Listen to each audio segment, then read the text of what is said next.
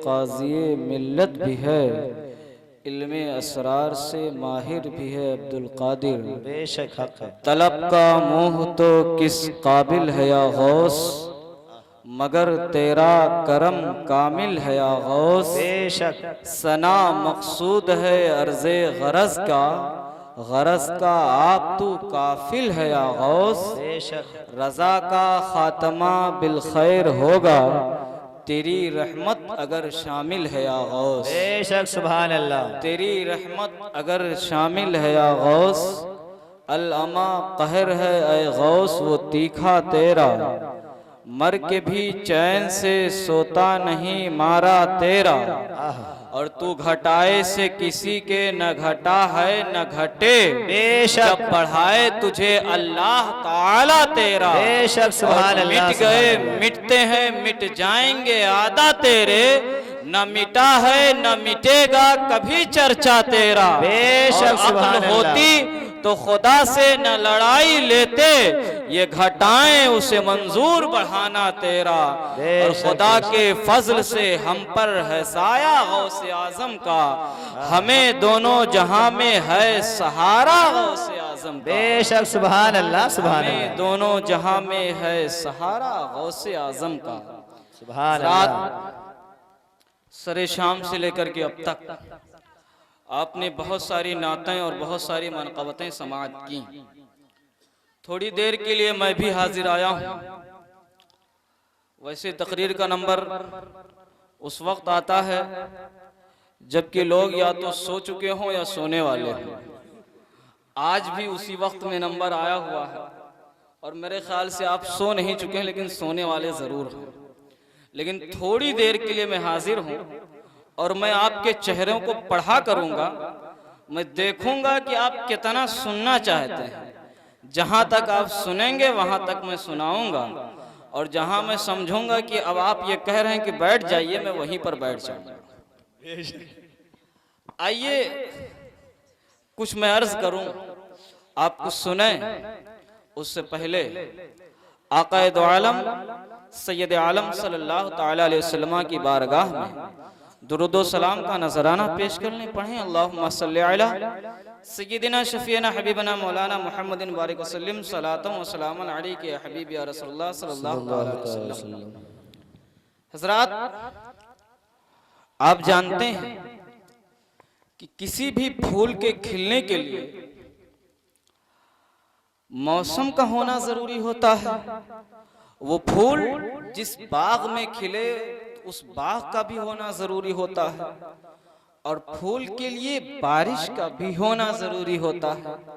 आप सुनते आ रहे हैं कि गौसे पाक रज़ियल्लाहु ताला अन्हु ये बाग़े विलायत के एक फूल हैं। लेकिन जरा सोचें कि ये फूल खिला है तो इसको बारिश कहाँ से मिली है।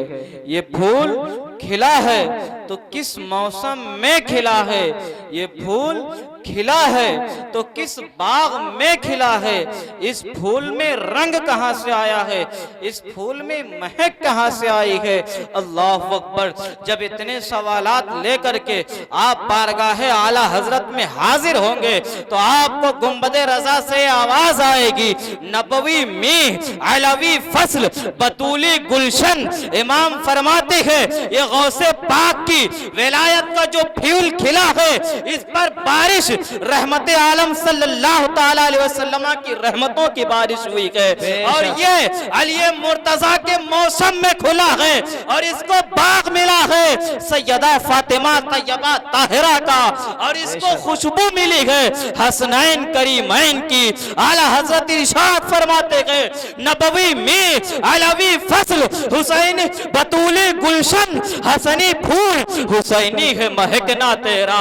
ऐसी महक आई, ऐसा फूल खिला, ऐसी बारिश में ये फूल नहाया कि अब इस फूल की ये शान हो गई है कि कयामत तक के जिस वली का भी फूल खिलेगा उसको बारिश बगदादे मोहल्ला के अब्दुल कादिर से लेनी होगी। अगर वो गौसे पाक की बारिश में नहीं नहाएगा तो फूल नहीं खिलेगा। इसीलिए आला हजरत इरशाद फरमाते है मजरा चिश्तो बुखारा, इराको अजमेर, कौन सी किश्त पे बरसा नहीं झाला। बेशक सुभान अल्लाह मुफ्ती साहब। ये चाहे सिलसिले चिश्तिया हो, चाहे सिलसिले नक्शबंदिया हो, चाहे सिलसिले सुहरवर्दिया हो, तमाम सलासिल पे जिसकी बारिश बरसी है वो गौसे पाक की है। फरमाते हैं मजरे चिश्तो बुखारा, इराको अजमेर, कौन सी किश्त पे बरसा नहीं झाला। बेशक सुभान अल्लाह ने गौसे पाक को मकाम अता फरमाया है कि कयामत तक के जो भी वली होगा, जब तक कि वो गौसे पाक को नहीं मानेगा, रब की बारगाह से उसे विलायत नहीं दी। जो वली कब्ल हुए, बाद हुए या होंगे, सब अदब रखते हैं दिल में मेरे आका तेरा। आला हजरत फरमाते हैं मुस्तफा के तने बेसाया का साया देखा। क्या फरमाया आला हजरत ने? मुस्तफा के तने बेसाया का साया देखा। और सुनियो, हमारा ये अकीदा है कि हुजूर सल्लल्लाहु ताला अलैहि वसल्लम का साया ना तो सूरज की रोशनी में पड़ता था, ना तो चांद की चांदनी में पड़ता था। क्यों नहीं पड़ता था? उसकी वजह ये थी कि जो साया होता है ये असल के मिसल होता है। इसी वजह से कहा जाता है मिसले अव्वल मिसले सानी, यानी जो साया होता है मिन कुल्लिल वजूह नहीं, लेकिन मिन बाज़िल वजूह जरूर वो असल के मिसल हुआ करता है। रब को ये भी गवारा ना हुआ कि साया मेरे महबूब की मिसलियत का दावा कर सके, इसीलिए अल्लाह ने अपने महबूब को बेमिसल और बेमिसाल बना करके भेजा। आला हजरत ने भी इस अकीदे की तर्जमानी की तो फरमाया लम याती नज़ीरु का फी नजरिन मिसले तो नशुद पैदा जाना। आपने फरमाया लम याती नज़ीरु का फी नजरिन कि आया आक़ा करीम सल्लल्लाहु ताला अलैहि वसल्लम आपके जैसा किसी की नजर ने देखा ही नहीं। वो चाहे जिब्रील की नजर हो, चाहे मिकाइल की नजर हो, चाहे इसराफील की नजर हो, किसी नबी की नजर हो या किसी वली की नजर हो, किसी की नजर में आप जैसा नजर नहीं आया।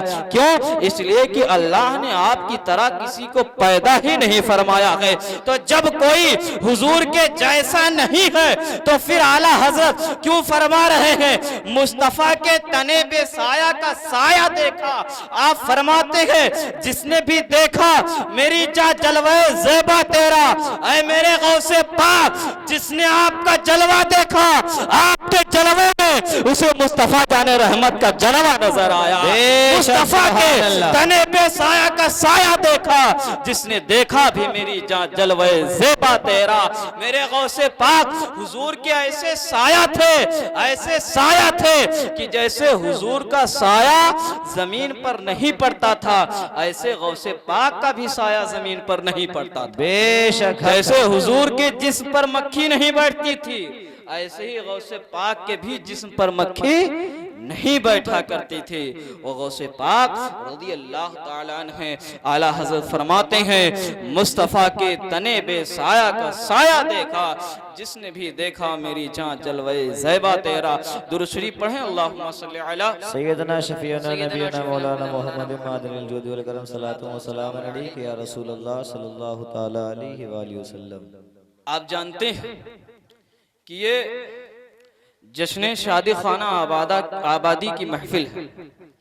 ये महफिल पाक इन्होंने रचाई और जश्न गौसुल वरा के नाम से इसको मंसूब किया। इन उलमाए कराम को बुलाया और इन मौके पर इन महफिलों को रचाना भी चाहिए, सजाना भी चाहिए। और ये बात याद रखनी चाहिए कि अगर इस महफिल में कोई आए या ना आए, रब की रहमत के फरिश्ते जरूर आया करते हैं। हुजूर अलैहिस्सलातु वस्सलाम इरशाद फरमाते हैं इंदा ज़िक्र सालिहीन तंज़िलुर रहमा, कि जहां नेकों का जिक्र होता है वहां रहमत के फरिश्ते उतरा करते हैं। अल्लाह अकबर। यहाँ नेकों ही का नहीं बल्कि नेकों के सरदार आक़ा करीम सल्लल्लाहु अलैहि वसल्लम का जिक्र हो रहा है। वलियों के सरदार गौसे पाक का जिक्र हो रहा है। लेकिन आखा जरा सोचे तो सही कि सुन्नी अगर उसके यहाँ कोई मैयत हो तब भी वो जश्न ईद मिलादुन नबी मनाता है, शादी हो तब भी वो जश्न ईद मिलादुन नबी मना रहा है, अकीका हो तब भी जश्न ईद मिलादुन नबी मना रहा है। आखिर क्या वजह है? उसकी वजह यह है कि सुन्नी जानता है ला व रब्बिल अर्श, जिसको जो मिला उनसे मिला, बढ़ती है कौनैन में नेमत रसूलुल्लाह की। बेशक सुभान अल्लाह है कि हमें अगर नौकरी भी मिलती है तो हुजूर के दर से मिला करती है, अगर हमें औलाद मिलती है तो हुजूर के दर से मिलती है, अगर शादी की बरकत मिलती है तो हुजूर के दर से मिलती है, क्योंकि ये जानता है कौन देता है, देने को मुंह चाहिए, कौन देता है देने को मुंह चाहिए, देने वाला है सच्चा हमारा नबी, सबसे औला वाला। अल्लाहु अकबर,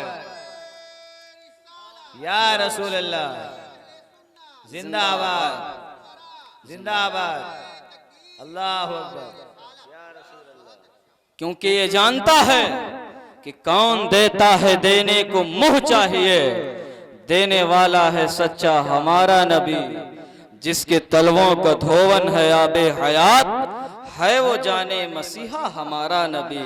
गमजदों को रजा मुजदा दीजिए कि है बेकसों का सहारा हमारा नबी। बेशक सुभान अल्लाह। कोई कह सकता है चलिए ठीक है, हुजूर के सदक़े में सब मिला है।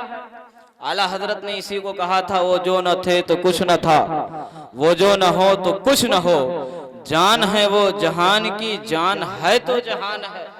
मानता हूं कि तुम्हें जो भी मिला है सब हुजूर के सदक़े में मिला है, इसलिए तुम हुजूर का जिक्र करते हो, हुजूर की औलाद का जिक्र करते हो, हुजूर के गुलामों का जिक्र करते हो। लेकिन एक बार जिक्र कर लो, बार बार क्यों करते हो? रबीउल अव्वल आया था, उस वक्त जिक्र कर ही लिए थे, वही काफी था। रबीउल आखिर में भी किए, अब शादी का मौका आया फिर जिक्र की महफिल। ये बार बार जिक्र की महफिल क्यों रचाई जा रही है? आखिर इतनी बार जिक्र करने की क्या जरूरत है? एक बार उनकी नेमतों का तस्करा कर लो, एक बार ये समझा दो कि हाँ जो कुछ मिला है सब हुजूर के सदक़े में मिला है, साल में एक बार कर लो काफी है। ये बार बार उनका नाम लेना और बार बार उनकी महफिल सजाना, ये किस वजह से है? ये जो एतराज हो रहा है ये आशिकी पर हो रहा है, इसलिए मैं चाहता हूँ इसका जवाब भी किसी आशिक ही से ले लिया जाए। आपने बहुत मशहूर नाम है जनाबे मजनू का नाम सुना होगा। मजनू एक मर्तबा सहरा में ऐसे चटियल मैदान में रेत पर लैला लैला लैला लैला लिख रहा था। किसी का गुजर हुआ, उसने कहा मजनू रेत पर तुम लैला लैला लैला लैला लिख रहे हो, ये रेत है मिट जाएगा, ये तुम क्यों लिख रहे हो? जब ये नाम बाकी नहीं रहेगा तो बार बार तुम लैला लैला लिख रहे हो, इस लिखने से क्या फायदा है? उसने कहा गुफ्तगू मशके नामे लैला मी कुनम खातिरे खुदरा तसल्ली मीद है। मजनू ने कहा कि मैं लैला के नाम की मश्क करके अपने बेकरार दिल को सुकून दे रहा हूँ। मौलाना रूम रहमतुल्लाह ताला अलैह ने इस हिकायत को नकल करने के बाद लिखा है कि अगर मजनू को लैला के नाम से सुकून मिलता है तो कैसे उम्मती को नबी के नाम से नहीं सुकून मिलता है? जरूर उम्मती को नबी के नाम से सुकून मिलना चाहिए। इसीलिए तो हम कहते हैं ना जाम सहारा देता है, ना मैखाना सहारा देता है, ना जाम सहारा देता है, हमको तो मदीने वाले का एक नाम सहारा देता है। और तुम्हारा जिक्र हमारा दीनो ईमा या रसूल अल्लाह, तुम्हारा मुसहफ़े रुख मेरा कुरान या रसूल। बेशक सुभान अल्लाह सुभान अल्लाह, बहुत उम्दा हज़रत। या रसूल अल्लाह, जिंदाबाद जिंदाबाद, अल्लाहु अकबर। ना मैखाना सहारा देता है, ना जाम सहारा देता है, हमको तो मदीने वाले का एक नाम सहारा देता है। और तुम्हारा जिक्र मेरा दीनो ईमा या रसूल अल्लाह, तुम्हारा मुसहफ़े रुख मेरा कुरान या रसूल अल्लाह। बेशक ये जो निकाह है ये कोई आम चीज नहीं है, ये कोई मामूली चीज नहीं है। दुनिया में कई किस्म के लोग पाए जाते हैं। कुछ लोगों ने कहा कि इंसान ये हैवान है, इसको हैवान ही बन जाना चाहिए, और हैवान जो होता है वो किसी से शादी ब्याह नहीं करता है, इसलिए इंसान को शादी ब्याह नहीं करना चाहिए। इसी वजह से अमेरिका वगैरह में लोग शादियां नहीं करते हैं। 90% जो औलादें वहां पाई जाती हैं वो हराम की पाई जाती हैं। आप जानते हैं इस यहाँ पर एक कौम वो भी पाई जाती है जिसका मानना यह है कि आदमी जो है ये फरिश्ता है, इसको कोशिश करके फिर फरिश्ता बन जाना चाहिए। इसी वजह से रूहबानियत की बुनियाद पड़ी है। ईसाइयों के यहाँ शादी वगैरह नहीं होती है, वो लोग कहते हैं इंसान फरिश्ता है, उसको फरिश्ता बन जाना चाहिए। अल्लाह अकबर। इसकी वजह से आज कितने गुनाहों का दरवाजा खुला उसको बयान नहीं किया जा सकता है।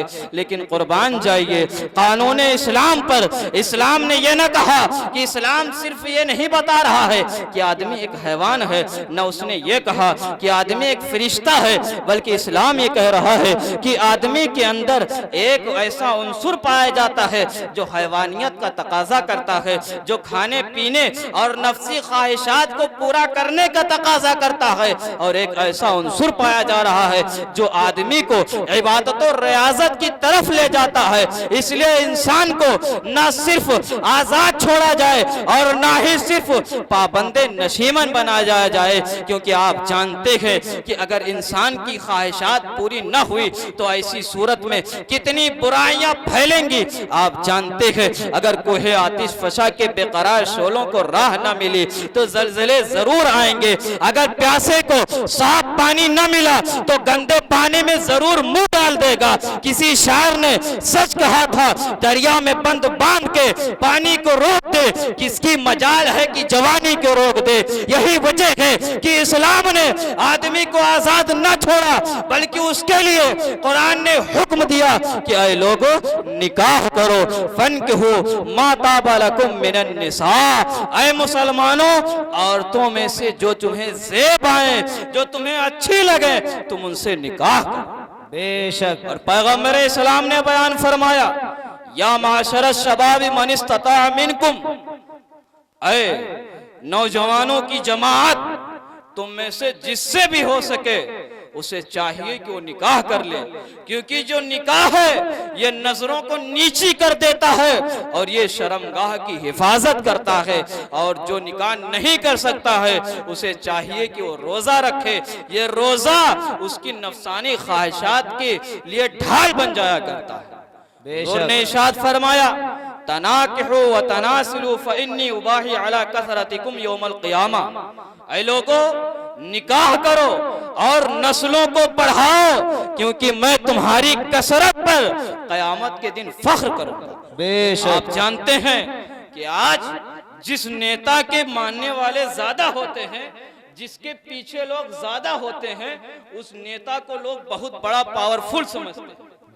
आप ऐसे ही समझिए कि मैदान महशर में अगर हुजूर की उम्मती होने की हैसियत से तादाद ज्यादा होगी तो इस पर हुजूर खुद फख्र फरमाएंगे, और जिस पर खुद हुजूर फख्र फरमाए उसका बेड़ा पार हो जाएगा।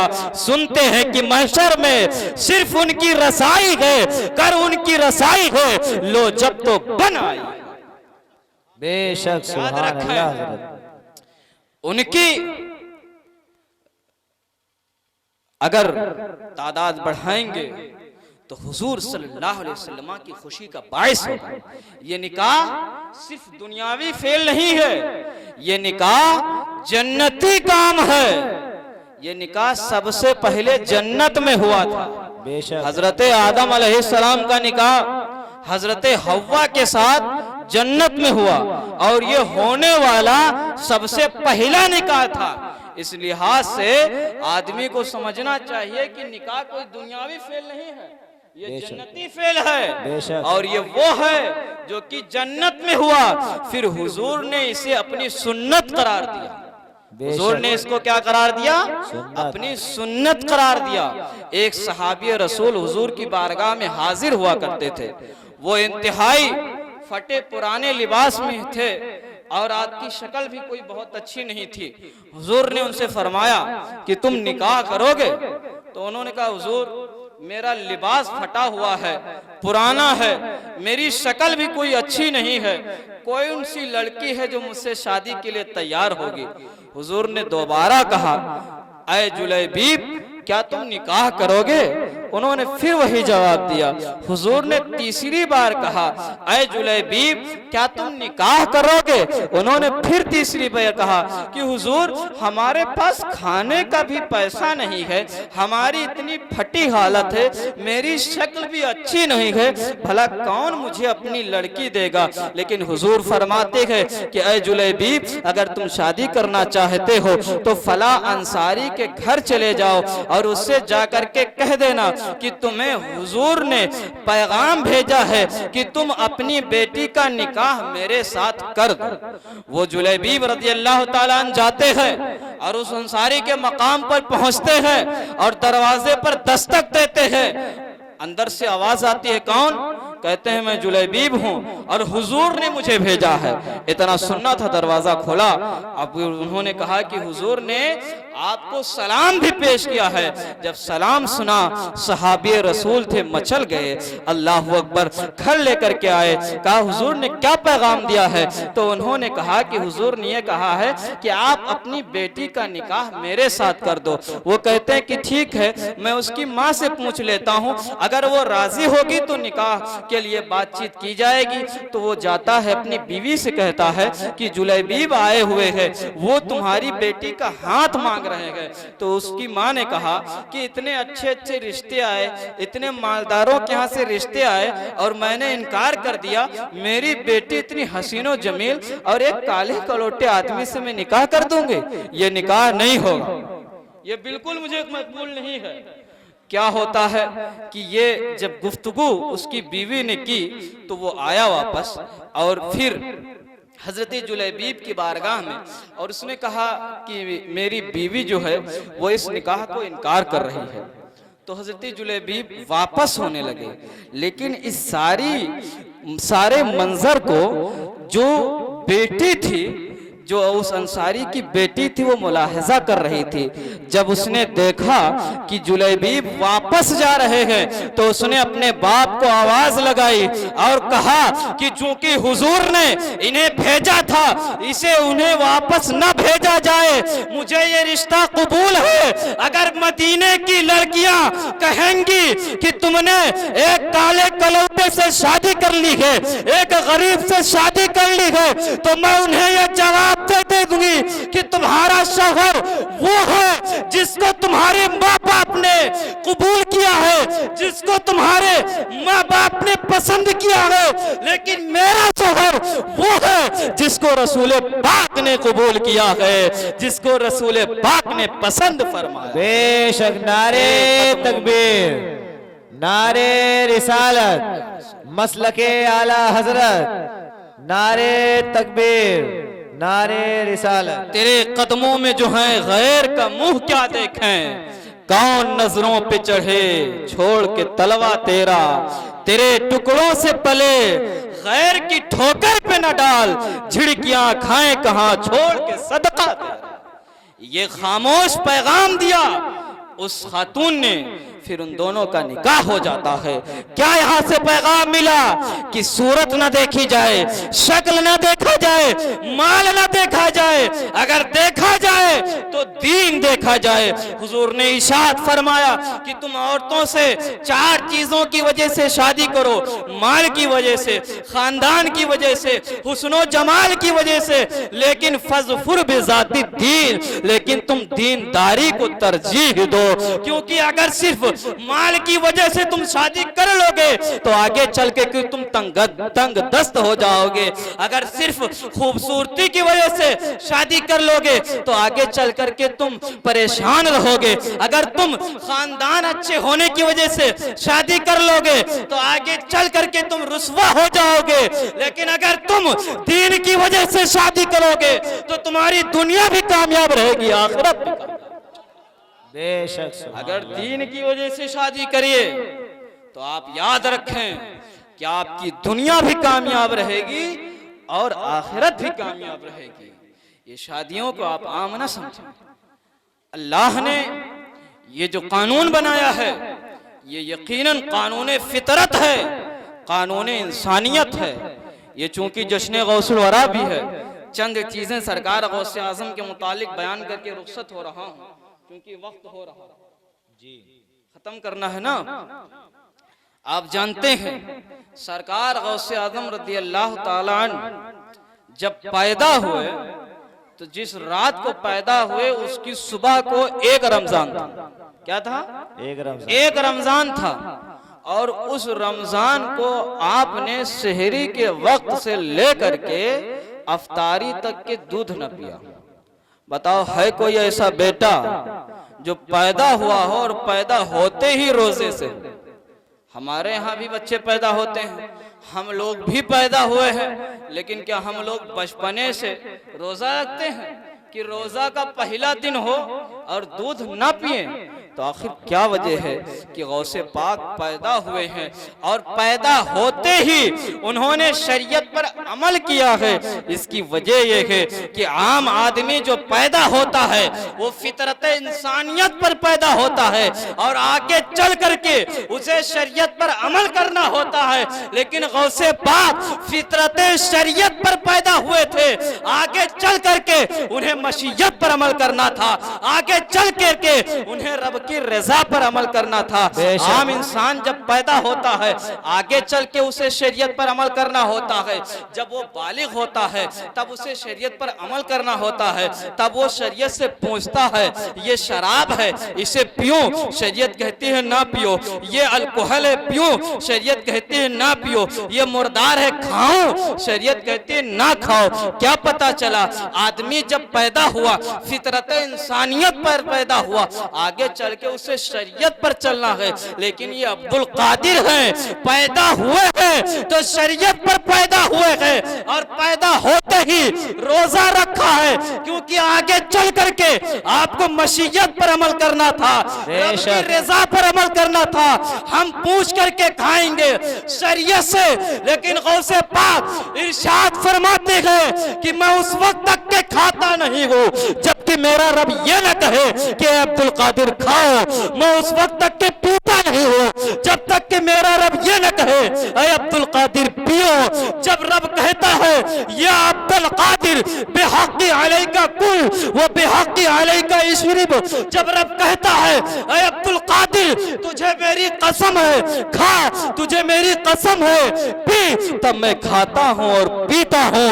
कसमें दे दे के खिलाता है पिलाता है तुझे प्यारा अल्लाह तेरा चाहने वाला। बेशक सुभान अल्लाह सुभान अल्लाह।